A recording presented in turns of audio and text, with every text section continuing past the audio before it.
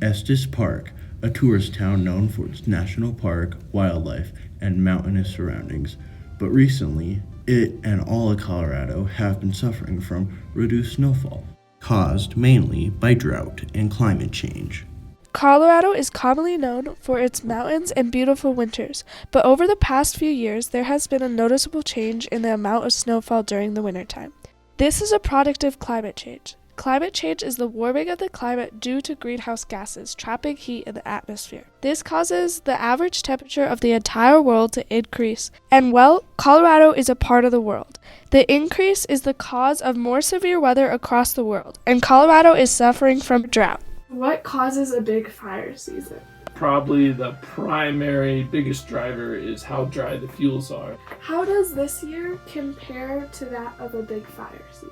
We're just starting out. It's pretty early to make comparisons. So far, the snowpack, temperatures, and the early meltout are all trending toward similarities with the record-breaking fire season. How do you think this reduced snowfall will affect the fire season? If you can imagine a blanket of snow laying on top of all this fuel, and say you have some really hot days, that blanket of snow is covering all the fuels, then that hot air can't get to the fuel to dry it out. You take away the snow covering, and now it's going to respond to the atmospheric conditions. What is fuel? We like to segment the fuel up into different categories. The first division is where you separate the live fuels from the dead fuels. Live fuels are going to respond very differently to a really hot, dry day. Then we have dead fuel, which is sticks, pine cones, logs. How do fires affect the ecosystem? A lot depends on how hot the fire burns. So there's a case where all the trees and vegetation have learned to live with fire. So you can take a fire-adapted ecosystem and burn it so hot that you damage it. Just about every ecosystem out there has some adaptation to fire. Wildfires are not the only aspects of the environment that are affected by reduced snowfall. Wildlife and plant life are also affected. Because there's less snowfall, that means there is less spring runoff. And because there's less spring runoff, that means there's less water that animals and plants need to survive. But humans are also affected by the reduced snowfall. Businesses that are centered around winter sports are suffering from major profit losses due to it not being cold enough to form snow. How long have you lived in Estes Park? I've lived in Estes Park for just a little bit over 10 years. How has it changed over the years, specifically the winters?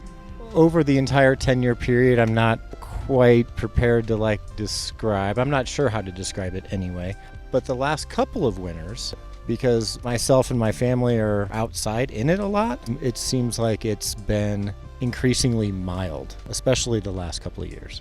In those winters that are shrinking or being less intense, how has the ice changed? In my history here, Scott Ponds area, it seems like it would be frozen and ice skatable late November to early December, and the ice would be good through the end of February, maybe even a week or so into March or something like that. Starting 2 winters ago, it was 40% to 50% of that ice time. And then this most recent winter is down again, probably 25% of the ice time. How do you think this overall affects people in winter sports? There's much less fun to be had.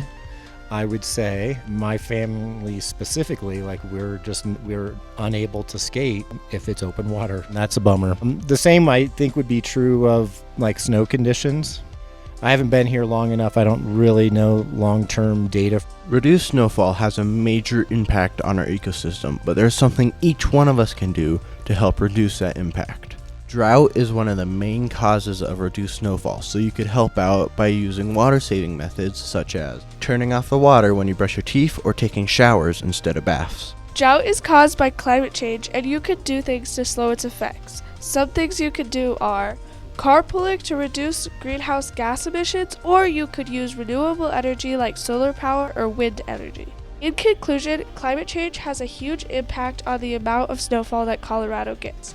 The reduced snowfall is a big issue, mainly impacting the environment, increasing the chances of wildfires, and also affecting people too. Hopefully, if we all do our part, wintertime will stop fading.